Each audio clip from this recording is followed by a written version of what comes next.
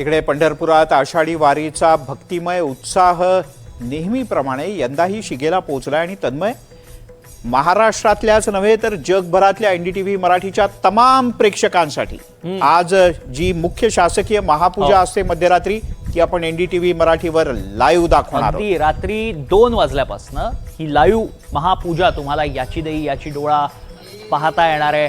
थेट पंढरपूरच्या विठ्ठलाचं दर्शन घर बसल्या तुम्हाला आषाढी निमित्त घेता येणार आहे, ते एनडीटीव्ही मराठीवर। मुख्यमंत्री देवेंद्र फडणवीसांनी या भक्तिरसात मनापासून यावेळी सहभाग घेतलाय। पंढरपुरात वारकऱ्यांसोबत मुख्यमंत्री देवेंद्र फडणवीसांनी टाळ आणि मृदंगाच्या गजरात ठेका धरल्याचं पाहायला मिळालं।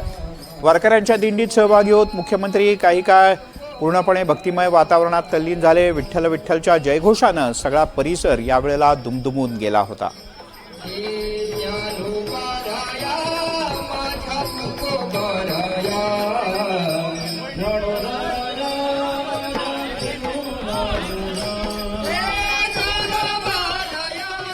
दरम्यान अमृता फडणवीस यांनी एका हलक्या फुलक्या अंदाजात एक मोठं विधान केलं। देवेंद्र फडणवीस यांना दिल्लीत जाऊ देणार नाही, दरवर्षी आमच्याच हस्ते विठुरायाची पूजा घडावी असं त्यांनी हसत हसत म्हटलं।